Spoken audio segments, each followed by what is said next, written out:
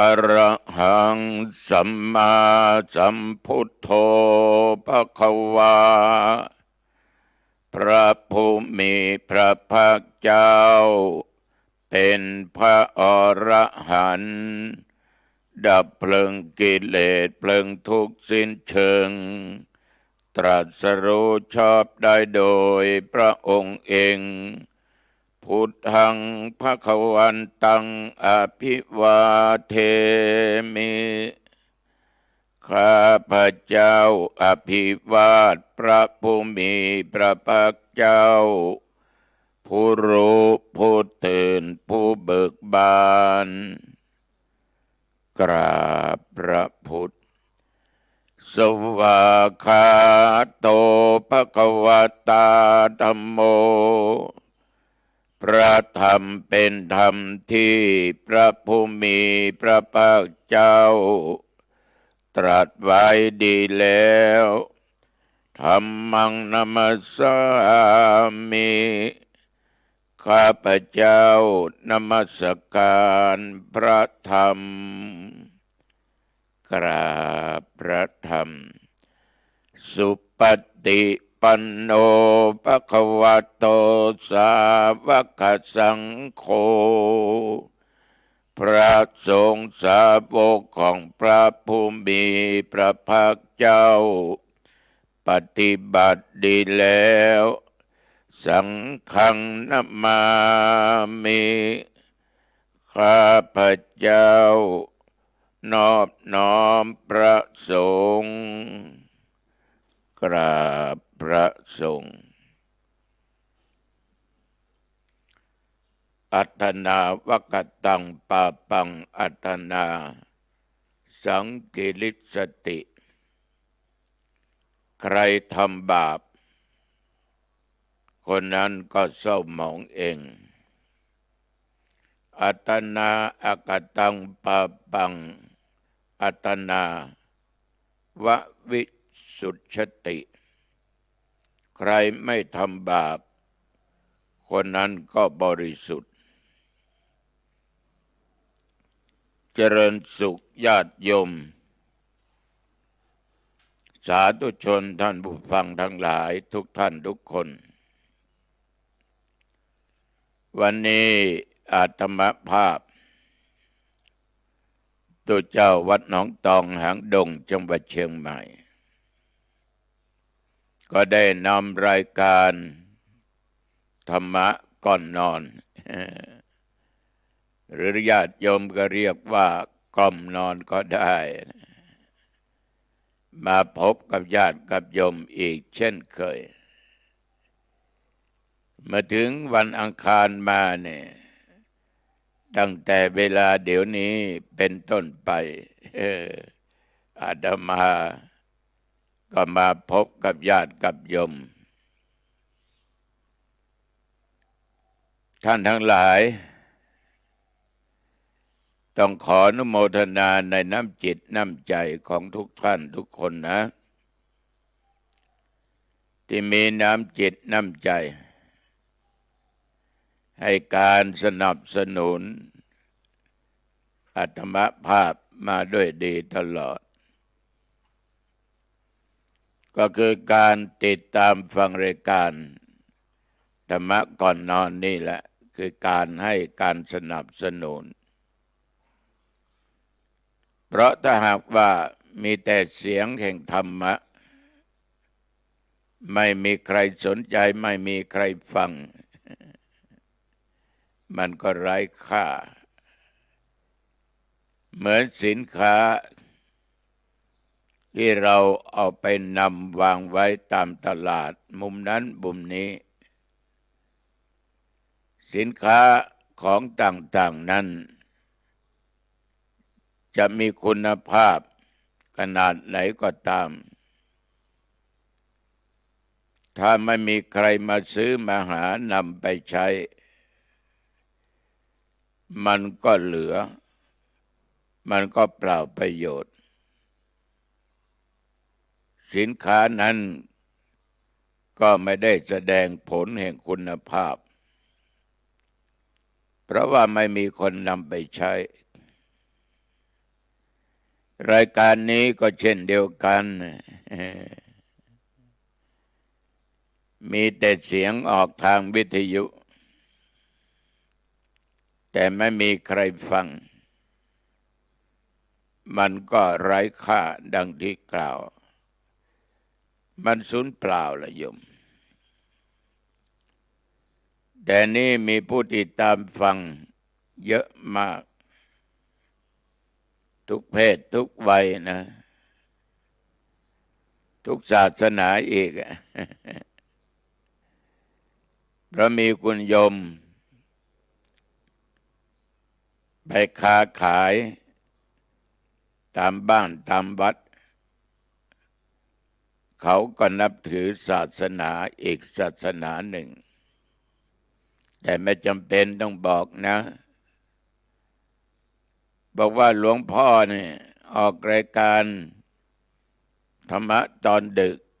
ทุกวันอังคารผมฟังรายการหลวงพ่อมาหลายครั้งแล้วก็ฟังติดต่อกันมาอาตมาก็ถามว่าโยมนับถือศาสนาอื่นทำไมมาฟังธรรมะจากอาตมาภาพซึ่งเป็นพุทธศาสนามันไม่ได้เกี่ยวกันหลวงพ่อธรรมะก็คือธรรมะเพราะศาสดาแต่ละศาสนานั้นท่านก็สอนให้คนดีเหมือนหลวงพ่อนำธรรมะไปพูดเป็นคำสอนของพระพุทธเจ้าท่านก็สอนให้คนเป็นคนดีให้ละบาปและบำเพ็ญบุญอาตมาก็ยิ้มโยมนี่พูดดีจริงๆแล้วก็มานึกอยู่ในใจตัวเองภูมิใจตัวเองว่าแม้แต่โยมที่นับถือศาสนาอื่นๆก็ยังฟังธรรมะรายการธรรมะก่อนนอนจากตู้เจ้าวัดหนองตองก็เรียกว่ายังมีคนซื้อคนหาเอาไปใช้เอาไปปฏิบัติประจำชีวิตประจำวันและก็ยังรู้จักคุณค่าสิ่งเหล่านั้นก็หมายถึงธรรมะฉะนั้นยังไงก็ตามต้องขอบใจนะที่ติดตามฟังรายการนี้หรือไม่ได้คือเจ้าหน้าที่ทุกท่านทุกคนที่ได้นำเทปบันทึกเสียงธรรมะนี้มาเปิดออกอากาศทางสถานีวิทยุคลื่น 104.50 ให้ญาติให้โยมได้ฟังกันที่อยู่ทางบ้านได้ฟังกันโอ้เจ้าหน้าที่ทุกคนนั้นทำงานด้วยความเสียสละซึ่งเวลานี้ก็ดึกแล้วแต่ท่านก็ทำโดยจิตใจที่เป็นบุญเป็นกุศลเพื่อการเผยแผ่ศาสนคำสอนในทางพุทธศาสนาขอบใจมากๆขอบใจหลายๆญาติโยมสาธุชนท่านผู้ฟังเบื้องต้นอาตมาก็นำญาติโยมไหว้พระรัตนตรัยก็เราเป็นศิษย์ตถาคตนะธรรมะก็เป็นคำสอนของพระพุทธองค์พระสงฆ์ก็เป็นลูกของตถาคตคนที่เข้ามาบวชศึกษาปฏิบัติธรรมรักษาศีล ได้ผลแล้วก็นำเอาคำสอนของพระองค์นั้นไปประกาศเผยแผ่ในสถานที่ต่างๆไม่ว่าครั้งพุทธกาลและปัจจุบันนี้มีพระสงฆ์ท่านหลายองค์และทุกองค์ก็ว่าได้นำธรรมะของพุทธเจ้าออกประกาศออกเผยแผ่เทศนาให้แก่ญาติแก่โยมได้ฟังกันแม้แต่ญาติโยมบางท่านบางคนก็ศึกษาแล้วนำปฏิบัตินำเผยแผ่พวกเรานั้นได้ชื่อว่าเป็นศิษย์ตถาคตได้นำสิ่งดีๆของบรมครูอันเป็นเจ้าของศาสนานำไปเผยแผ่ฉะนั้นเราก็ต้องนึกถึงพระคุณท่านเหล่านี้คือพระพุทธพระธรรมและพระสงฆ์ก็จึงกราบไหว้บูชาเป็นประจำในค่ำคืนของวันนี้เวลานี้จะมาได้ยกภาษิตมาเป็น2 ข้อด้วยกันอัตนาวกตังปาปังอัตนาสังกิริสติใครทำบาปคนนั้นก็เศร้าหมองเองนี่ข้อหนึ่งแหละอัตนาอกตังปาปังอัตนาววิสุทธิติใครไม่ทำบาปคนนั้นก็บริสุทธิ์ มันก็จริงอยู่แล้วญาติโยมใครทำบาปก็ได้ผลแห่งบาปใครไม่ทำบาปมันก็ไม่ได้ผลในทางบาปคนที่ไม่ทำบาปคือคนที่ทำดีทำบุญมันก็ได้ผลในทางดีคือทางบุญ เหมือนกับญาติโยมใครฟังรายการธรรมะก่อนนอนญาติโยมก็จะรู้ว่าตุเจ้าวัดหนองตองจัดรายการธรรมะก่อนนอนพูดเรื่องบาปคนที่ไม่ได้ฟังก็ไม่รู้ว่าบาปเป็นเช่นไรใครเป็นผู้นำมาพูดหรือมาแสดง ก็เพราะมันไม่ได้ฟังญาติโยมมันก็เลยไม่รู้บาปนี่นะญาติโยม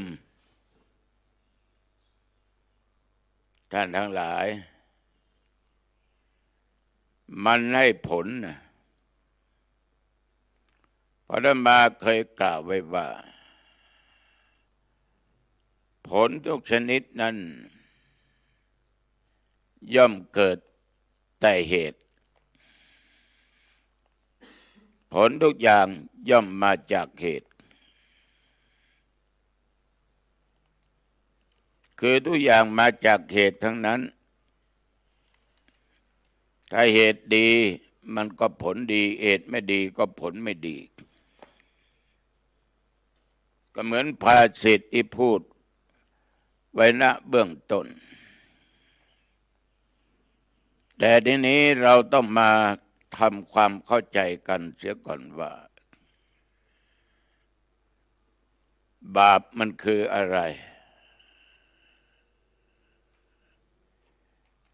บาปนี่ญาติโยมเรามักจะพูดกันไปหลายอย่างหลายประการบาปค คือสิ่งที่มันเสียสิ่งที่มันไม่ดีมีกลิ่นเหม็นมันเน่าเฟะก็ได้ เหมือนผลไม้ที่มันสุกเกินไปจนเน่าจนเสียเอามาทานเอามากินก็เป็นอันตรายต่อชีวิตต่อร่างกายดีไม่ดีก็รับเชื้อเข้าไปดีไม่ดีก็ท้องร่วง เพราะไปทานผลไม้ที่มันมีเชื้อที่มันเน่าบาปคือสิ่งที่ไม่ดีมันเหมือนกับบ้านที่เสียเราก็ว่าบ้านหลังนั้นมันชำรุดผุพังอาหารเก็บไว้นานๆเราก็บอกว่าอาหารนี่บูดเน่าคำพูดจำพวกที่ว่ามันบูดมันเน่ามันชำรุดมันแตกมันหักมันพังมันขึ้นราและอื่นๆรวมทั้งหมดเราก็เรียกว่ามันเสียก็คือมันไม่ดีของเสียคือของไม่ดีคนที่ทำบาปคือคนเสียคนไม่ดีญาติโยมเรามักจะพูดกันบ่อยอย่าไปใกล้คนนี้นะนิสัยมันไม่ดีนิสัยเสีย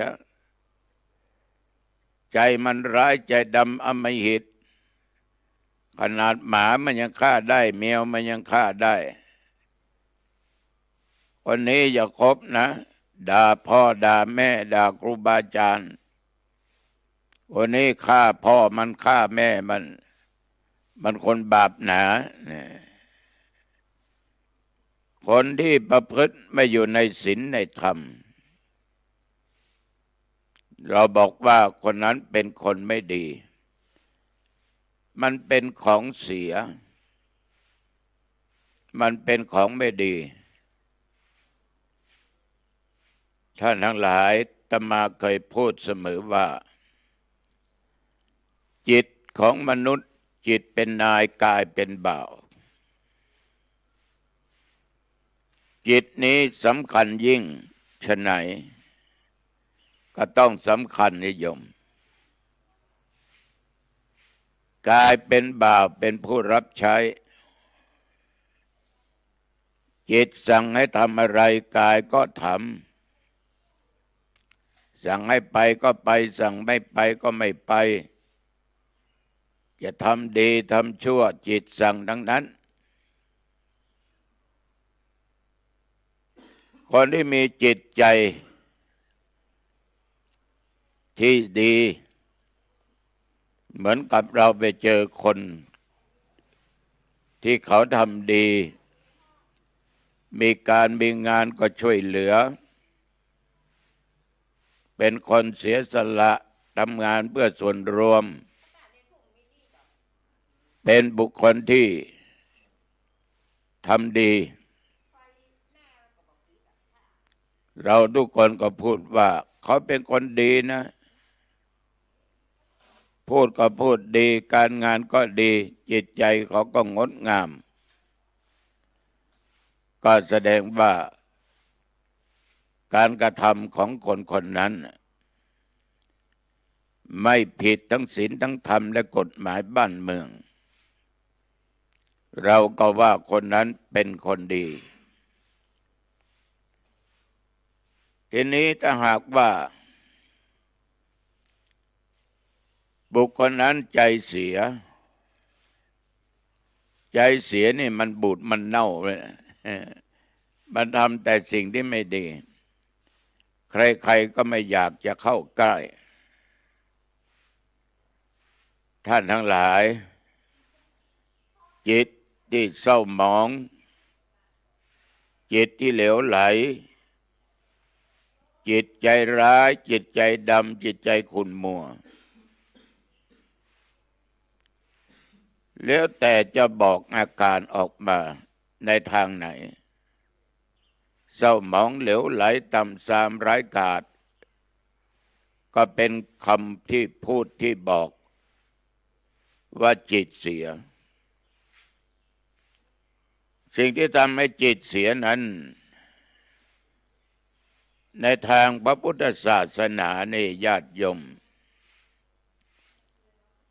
เราใช้คำที่สั้นๆว่าบาปฉะนั้นคำว่าบาปจึงหมายถึงสิ่งที่ทำให้จิตใจเสียคือมีคุณภาพต่ำลงนั่นเองไม่ว่าจะเสียในทางไหนก็เรียกว่าบาปทั้งสิ้นคนขี้ลักคนขี้โลภขี้โกงทุจริตคนขี้นอกใจผัวนอกใจเมียคนชอบด่าโกหกตอแหลคนชอบรังแกสัตว์ฆ่าสัตว์ตัดชีวิตนั่นแหละคือคนที่ใจบาปใจเสียใจเศร้าหมองเพราะในจิตใจนั้นญาติโยมมันไม่ใสมันไม่สะอาดทีนี้ทางเกิดของบาปนั่นญาติโยมศาสนาอื่นๆบางศาสนาไม่ต้องพูดนะมีความคิดความอ่านต่างกับพระพุทธศาสนามากบางศาสนาสอนว่าบาปจะเกิดเมื่อผิดคำสั่งของพระผู้เป็นเจ้าเช่นพระผู้เป็นเจ้าให้นึกถึงพระองค์อยู่เป็นประจำถ้าลืมนึกก็เป็นบาป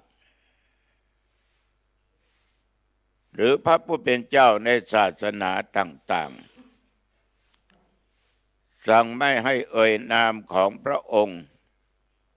โดยไม่จำเป็นก็เป็นบาปถ้าใครเอ่ยนามพระเจ้าอยู่ตลอดก็เป็นบาปแต่ศาสนาพุทธของพวกเรานี่เราไหว้พระสวดมนต์นึกถึงพระพุทธเจ้าพระธรรมเจ้าพระสังฆเจ้าอยู่ตลอดยิ่งดีเป็นบุญยิ่งทำจิตให้สดใสสะอาดทำจิตให้บริสุทธิ์เหมือนเวลาเดี๋ยวนี้อาตมาภาพได้นำเอาคำสอนของพระองค์เรื่องบาปมาพูดอาตมาก็ได้บุญสัพพทานังธรรมทานังชินาติการให้ธรรมะเป็นฐานย่อมชนะการให้ทุกอย่างก็คือได้บุญเยอะสุดสูสังละปฏิปุญญังการฟังด้วยดีย่อมได้บุญและย่อมทำให้เกิดปัญญาเราฟังบ่อยๆเราก็ได้บุญเยอะได้ปัญญาแยะเรานำธรรมะมาเผยแผ่เยอะมากเราก็ได้บุญมากไม่ได้เป็นบาปใดๆทั้งสิ้นนอกจากจิตใจของตัวเจ้าและญาติโยมคิดไปในทางที่ไม่ดีนั่นแหละคือเป็นบาปเหมือนโยมบางท่านบางคนก็คิดโต้แย้งว่าทำบุญได้บุญมีที่ไหนทำบาปได้ดีมีถมไป นั่นมันเป็นคำพูดของคนจิตใจเป็นบาปคนเรานี้ทำดีมันก็ต้องได้ดี ทำไม่ดีมันก็ต้องได้ไม่ดีคนที่ทำไม่ดีจะได้ดีนั่นมันยากญาติโยมแต่ก็ไม่แน่นะถ้าไปเจอคนที่เป็นผู้ใหญ่กว่าอำนาจมีมากกว่าตั้งอยู่ในสิ่งที่ไม่ดีไม่มีคุณธรรมไม่มีศีลประจำจิตประจำใจก็เรียกว่าพวกนี้มักจะเลือกคนที่ไม่ดีเข้าไปทำงานบ้างให้ดำรงตำแหน่งอยู่ในตำแหน่งนั้นตำแหน่งนี้เพราะหวังจะให้ช่วยในทางไม่ดีทางทุจริตมันก็มีได้ในยุคปัจจุบันนี้แต่ว่าดีมันก็คือดีอยู่ดีไม่ดีก็คือไม่ดีไอ้บาปนั่นน่ะมันจะชนะบุญได้ยากความชั่วชนะความดีได้ยากฉะนั้นญาติโยมท่านผู้ฟังทั้งหลายคำสอนในทางพุทธศาสนาของเรานี้เรายิ่งศึกษามากปฏิบัติมากเราก็ได้บุญไม่ได้เป็นบาปดังบางศาสนาที่เขาพูดกันไว้แต่อาตมาไม่ได้ยกว่าศาสนาไหนนะเพราะตัวเจ้าคิดเสมอว่าทุกศาสนานั้นย่อมสอนให้คนเป็นคนดีสำหรับพระพุทธศาสนาองค์สมเด็จพระสัมมาสัมพุทธเจ้าทรงฝึกสมาธิมาอย่างดีเยี่ยมไม่มีผู้ใดเสมอเหมือน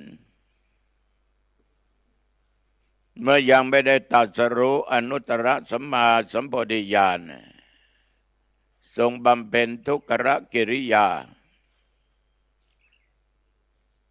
ลมหายใจเข้าออกบ้างผ่อนอาหารบ้างอดน้ำบ้าง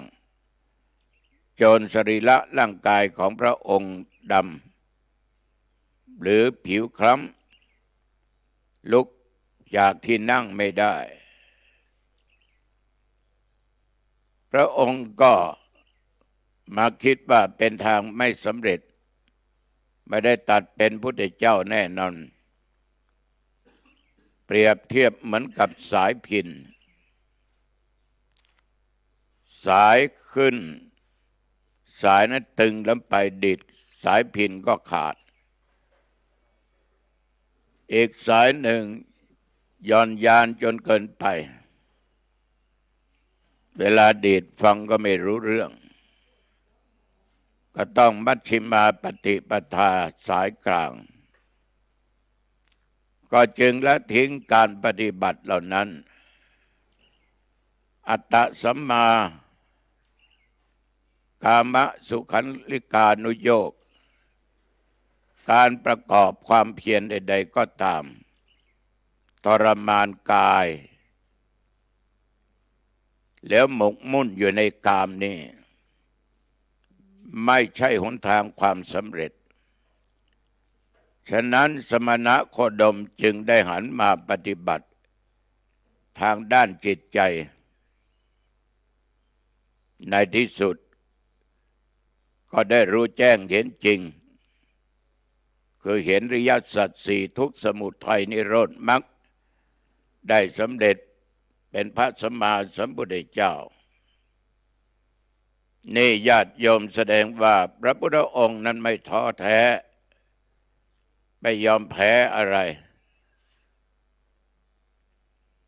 ฉะนั้นพระองค์นั้นได้ฝึกมาอย่างดีจึงเป็นผลให้พระพุทธองค์ทรงเห็นและรู้จักธรรมชาติของกิเลสอันเป็นต้นเหตุแห่งบาปทั้งหลายได้อย่างถูกต้องตามความเป็นจริงสามารถกำจัดกิเลสเหล่านั้นได้ออกไปโดยสิ้นเชิงและเด็ดขาด พระพุทธองค์ได้ตรัสสรุปเรื่องการกำเนิดของบาปไว้อย่างชัดเจนบาปย่อมไม่มีแก่บุคคลผู้ไม่ทำบาปแน่นอนญาติโยมบาปคือความชั่วช้าลามกคือสิ่งที่ไม่ดีเราตั้งอยู่ในศีลในธรรมเราไม่ได้ทำความชั่วความเลวใดๆทั้งสิ้นเราก็ไม่เดือดร้อนจิตใจก็ไม่เศร้าหมองเพราะเหตุไรญาติโยมเพราะเราไม่ได้ทำบาปคนฆ่าคนตายคนลักคนทุจริตอยู่ที่ไหนไม่เป็นสุขนะคนอื่นไม่รู้แต่ตัวเองรู้กับจิตกับใจว่าได้ทำอะไรลงไปบ้างเล่าเรื่องอดีตให้ฟังหน่อยหลายสิบปีแล้วผู้เฒ่าผู้แก่เล่าให้ฟังมีคนใจบาปลักเอาพระพุทธรูปของวัดไม่ต้องว่าวัดไหนวัดหนองจองนั่นเองนะต้องทำความเข้าใจกับญาติโยมหน่อยอาตมานี่เป็นเนนอยู่อำเภอแม่ริมมาอยู่หนองตองปี06ผู้เฒ่าผู้แก่ท่านเล่าให้ฟังเนี่ยว่าพระพุทธรูปที่วัดเรานี่ศักดิ์สิทธิ์มีองค์หนึ่งโจรขโมยลักไปในสมัยนั้นพระเก็บไว้ที่บนวิหารขโมยมันก็ยิ้มนะรู้ว่าพุทธรูปองค์ไหนที่คนคิดว่ามันดีมันเด่นมันศักดิ์สิทธิ์ราคาคงจะดีถ้าเอาไปขายก็มาด้วยกัน3-4 คนหน้าตักก็ไม่สักเท่าไหร่แบกคนเดียวได้อุ้มคนเดียวได้ลงจากแท่นพระออกวิหารไปก็อุ้มคนเดียวได้แบกคนเดียวได้พอไปถึงประตูวัดมันหนักมาก2 คนก็ยกไม่ไหวทั้ง4เลยช่วยกันอุ้มหามเอาพุทธรูปนี้ออกจากเขตหมู่บ้านลัดไปตามกลางทุ่งกลางนาสู้ไม่ไหวหนักลงเอาไปไม่รอดก็เอาพระนี่ไปทิ้งลงบวกซึ่งอยู่ในท้องที่ท้องนาของโยมคนหนึ่งบรรดามาตุหลวงเจ้าอาวาสเห็นว่าพุทธรูปหายก็เดือดร้อนถามพระถามเนนองค์ไหนก็ไม่รู้บอกคณะกรรมการบอกญาติโยมก็ตีของร้องเปล่ากันไปเสาะหาพุทธรูปเสาะหาที่ไหนก็ไม่เจอญาติโยมหลายวันผ่านไปคนที่ลักนั้นนึกสำนึกบาปที่ตัวเองกระทำไว้ว่าเป็นบาปก็เข้าไปหาพ่ออุ้ย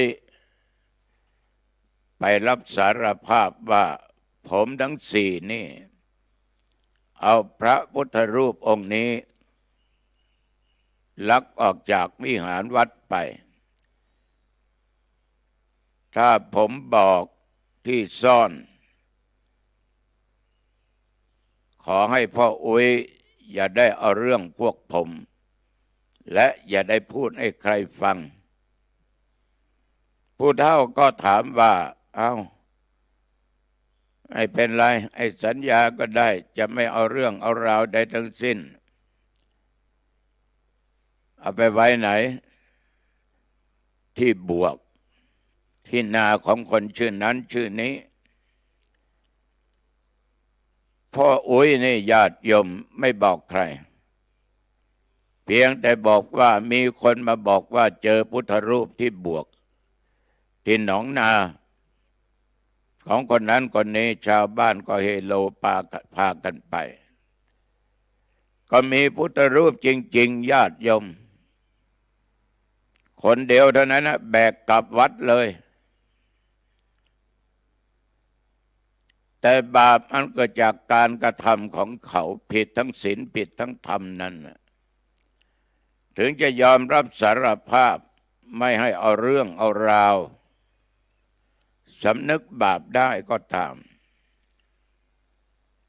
แต่โยมทั้ง4 คนอยู่อายุไม่ถึงปีตายหมดเนี่ยประโยชน์ที่ไหนจิตใจมัวหมองเศร้าหมองคิดลึกกลัวบาปเมื่อทำผิดกินข้าวก็ไม่ได้กินน้ำก็ไม่ลงคิดมากคร่ำเครียดในที่สุดก็มีโรคมาแทรกซ้อนก็ตายไปต่างวาระต่างวันต่างเดือนกันมีอีกเรื่องหนึ่งน่าคิดเขาไปขุดที่ดอนนา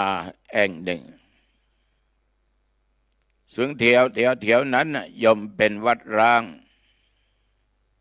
ใกล้ๆกับวัดร้างเขาต้องการไปหาของไปหาสัตว์ขุดไปขุดมาไปเจอพุทธรูปยืนองค์หนึ่งเป็นทองคำจะเอาไว้กับใครก็กลัวคนนั้นโลภโกงไปไม่ไว้ใจกันทำไงญาติโยมหาวิธีพาจะพากึ่งตัวก็กลัวมันจะไปหนักในทางใดทางหนึ่งเลยผ่าตรงกลางตั้งเศียรมาถึงข้างล่างแบ่งทองไปคนละครึ่งไม่รู้เป็นไงนะญาติโยมบาปกรรมที่สร้างนั้นลูกของโยมคนหนึ่งเกิดมาเป็นผู้หญิงก็มีรอยผ่ามาตั้งแต่บนหัวผ่านหน้าผากลงไปถึงข้างล่างแต่เด็กคนนี้เกิดมาอายุได้ประมาณ 3-4 ปีก็ตาย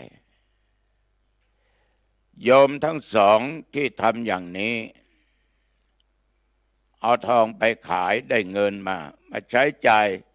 ไม่ถึงปีตายทั้ง2ญาติโยมทั้งหลายนี่คือบาปที่ทำแล้วมันทำให้จิตใจมัวหมองเศร้าหมองฉะนั้นใครทำยังไงไว้บาปก็เป็นของคนนั้นถ้าใครไม่ทำบาปก็ไม่เกิดมีกับคนนั้นบาปกรรมเนี่ยมันให้ผลอยู่ตลอดเวลานะโยมนะภาษิตที่อาตมายกไว้ว่าเบื้องต้นเมื่อกี้มันเป็นเครื่องที่ยืนยันที่พระพุทธองค์นั้น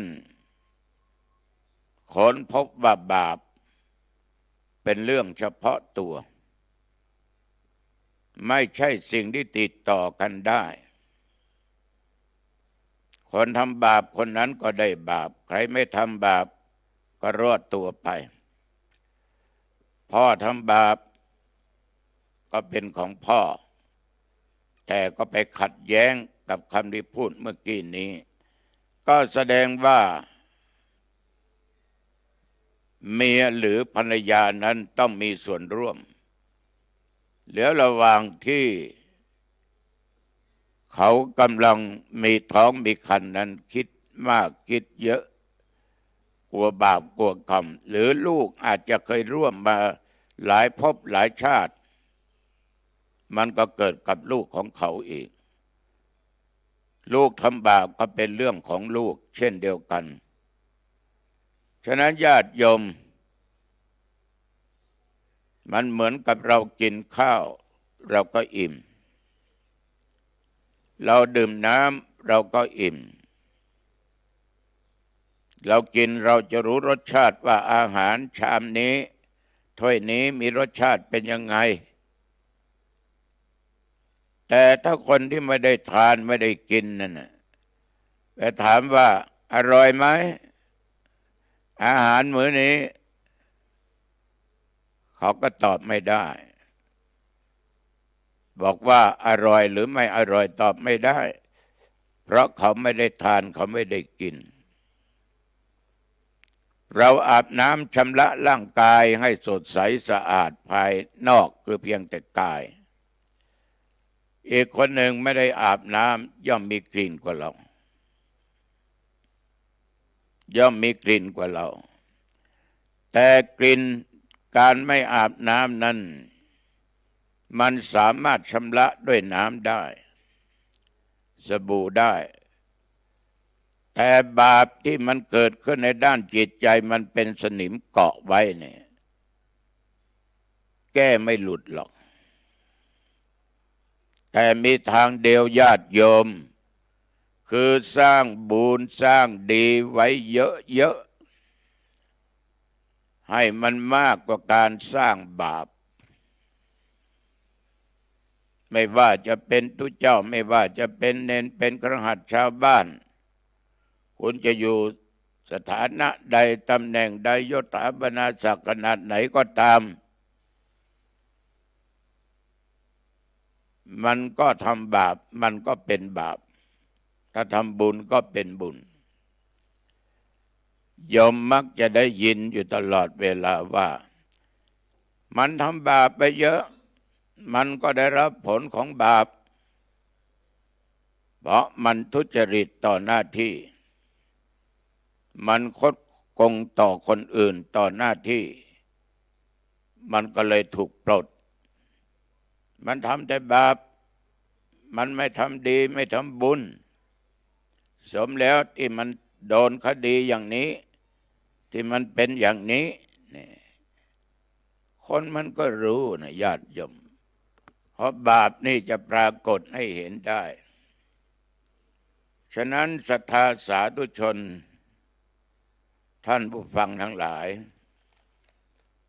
อาตมาจึงขออยากให้ญาติโยมทุกคนนั้นลองนำไปพิจารณาดูดีๆจะมีวิธีล้างบาปบ้างไหม เรื่องการกำเนิดเกิดก่อบาปวิธีล้างบาปในศาสนาที่มีพระเจ้ากับการแก้ไขพฤติกรรมในทางพุทธศาสนามันไม่เหมือนกันศาสนาอื่นนี่พระเจ้าเขาว่าล้างบาปได้ ที่เราเห็นนะพระเจ้าล้างบาปได้พระเจ้ารับบาปไปเองเป็นไปไม่ได้ใครทำกับคนนั้นรับ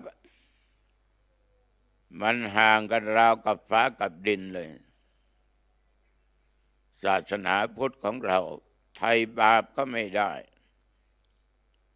ไถ่ไม่ได้ญาติโยมไถ่ชีวิตโคกระบือนั้นได้มันจะถูกฆ่าแล้วเราก็เอาเงินก้อนหนึ่งไปให้เขา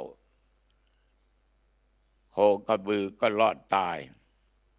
แต่ถามว่าไถ่มาแล้วมันจะตายไหมตายถึงเวลาตายมันต้องตายแต่เราได้ให้ชีวิตเขาชั่วระยะหนึ่งญาติโยมท่านผู้ฟังแต่เดี๋ยวนี้ยุคปัจจุบันถ้าเห็นทำงานวัดต่างๆบางแห่งบางที่ขึ้นป้ายประกาศขอเชิญชวนญาติโยม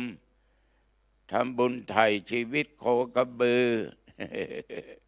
2-3 ตัวเรียบร้อยโยมต้องไปนอนในโลงศพนะสะเดาะเคราะห์แล้วต้องไปบูชาเทียนนะรดน้ำมนต์นะจะได้บุญได้กุศลโยมจะมีโชคมีลาภคนโง่แล้วมันทำกันนะ ญาติโยมมันเอาไปมัดหยุดที่นั่นแหละให้ญาติโยมไปไทยไม่ได้มันหลอกลวงกันฉะนั้นต้องรู้จักเหตุรู้จักผลอย่าหลงงมงายอย่าเชื่อใครง่ายๆนะสุทธิอสุทธิปัจจัตตังความบริสุทธิ์หรือไม่บริสุทธิ์เป็นของเฉพาะตัวนานโยอัญญังวิโสทะเยใครจะไถ่บาปทำให้คนอื่นบริสุทธิ์ไม่ได้ญาติโยมสิ่งที่ทำแล้วเป็นบาปฆ่าสัตว์ก็เป็นบาปลักทรัพย์ก็เป็นบาปประพฤติผิดในกามในลูกเมียสามีเขาก็เป็นบาป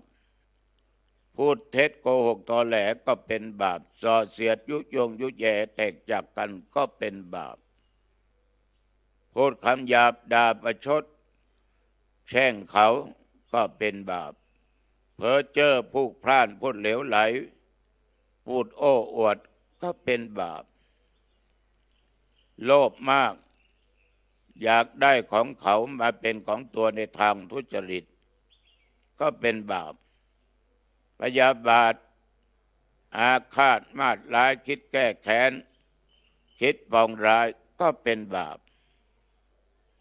มีความเห็นผิดเช่นว่าบุญบาปไม่มีพ่อแม่ไม่มีพระคุณต่อลูกหรือมีความคิดเห็นว่าตายแล้วศูนย์ไม่ต้องมาเกิดกรรมไม่มีกรรมดีกรรมชั่วไม่มีนรกสวรรค์ไม่มีนิพพานไม่มีบาปฉะนั้นทางเกิดของบาปทางกายวาจาใจกายกรรม3วจีกรรม4มโนกรรม3อย่างนี่ตัวเจ้าวัดหนองตองขอฝากไว้กับญาติกับโยมนะละบาปหาบบุญนะโยมนะขอขอบใจต่อโยมแม่รุ่งอรุณอุดเจริญที่สร้างบุญบ้านอุโมงค์พร้อมกับแม่ที่อยู่ปากกองสารพีลูกสาวอยู่แม่สายรับเป็นเจ้าภาพบวชเน้นปิดภาคฤดูร้อนบวชแล้วไม่ศึกษาตามพระธรรมวินัย5 องค์เป็น 7,500 กองบุญนโมทนาขอบใจต่อโยมแม่สายทองนะเย็นใจบ้านอ้อยตำบลห้วยทรายอำเภอแม่ริมที่ช่วยตมาภาพสร้างกุฏิสถานที่ศึกษาธรรมปฏิบัติธรรมรวมแล้ว200,000นะรวมแล้วนะ202,000 กว่ากองบุญ202,000 กว่ากองบุญขออนุโมทนามากๆอนุโมทนาที่สร้างบุญช่วยซื้อเครื่องมือการแพทย์เครื่องช่วยหายใจไว้โรงพยาบาลหางดงหลายท่านหลายคนเราก็ยังไม่พอนะเพราะตั้งใจไว้8 เตียง 8 เครื่องงบประมาณ10 ล้านกว่ากองบุญได้ไปเดี๋ยวนี้ประมาณ7 ล้านกว่ากองบุญยังคงอีก2 ล้านกว่ากองบุญสร้างบุญดีกว่าอย่าไปสร้างบาปแต่อย่าเชื่อตุเจ้าหนองตองนะฟังหูไว้หูไม่ใช่ว่าเห็นเป็นตุเจ้าก็เชื่อไม่ได้อันนี้ตมาภาคขอฝากเอาแล้วนะโยมนะเข้าบ้านมาก็ปิดประตูบ้านให้เรียบร้อยขึ้นไปบนบ้านปิดประตูหอเรือนหน้าต่างให้เรียบร้อยเก็บของที่มีค่าของญาติของโยมให้เรียบร้อยแล้วก็สิ่งไหนที่จะใช้พรุ่งนี้มาวางไว้ตรงที่เราจะเห็นได้ง่ายกันลืมทานอาหารทานของว่างเสียแล้วก็อาบน้ำชำระร่างกายให้สะอาดใส่ผ้าใส่ผ่อนเสียชุดไหนที่โยมชอบสีไหนที่โยมชอบก็ใส่ไปเลยอยู่ในบ้านจะปะแป้งก็ปะได้ไม่เป็นไรจะทาครีมก็ทาได้เข้าห้องพระไม่มีห้องพระก็ห้องนอนแล้วก็ไหว้พระ5 หน คือไหว้พระพุทธเจ้าพระธรรมเจ้าพระสังฆเจ้าไหว้พระบิดามารดาไหว้ครูบาอาจารย์และพระอุปชฌาย์สวดมนต์3 บทไม่ต้องเอามากเอาบทพุทธคุณอิติปิโสธรรมคุณสวากขาโตสังฆคุณสุปฏิปันโนแล้วเจริญสมาธิภาวนาพอสมควรไม่ต้องกำหนดเวลาได้กี่วินาทีกี่นาทีช่างมันแล้วก็แผ่เมตตาให้แก่เจ้ากรรมนายเวรแก่สรรพสัตว์ทั้งหลายนะเทวบุตรเทวดาเจ้าบ้านผีหอผีเรือนตลอดเจ้าที่เจ้าทางเจ้ากรรมนายเวรแผ่เมตตาผู้มีพระคุณทั้งหลายให้พ่อให้แม่ครูบาอาจารย์อุปัชฌะแล้วอย่าลืมแผ่เมตตาแก่ตัวเองนะก่อนจะหลับก่อนจะนอนข้าพเจ้าเกิดมาพบไหนพบใดความทุกข์ความยากความลำบากจงอย่าได้เกิดมีแก่ข้าพเจ้าความอดความอยากอย่าได้เกิดมีแก่ข้าพเจ้าเกิดมาพบใดชาติใดก็ขอได้เจอได้พบชาติของพระศิริยะเมตไตรโยมก็นอนหลับสบายไม่ฝันเห็นร้ายตื่นเช้ามาใบหน้าเบิกบานมีความสุขอายุวันโนสุขังพลังพบกันใหม่อังคารหน้าเจริญพร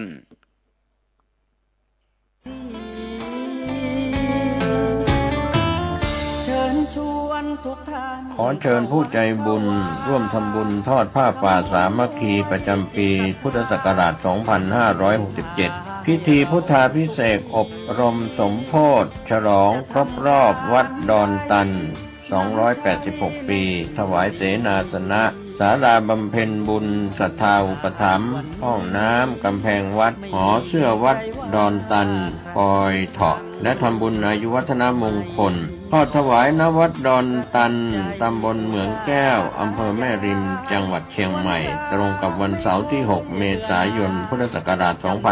2567 พิธีบวงสรวงใหญ่มหามงคลในวันอาทิตย์ที่ 7 เมษายน พุทธศักราช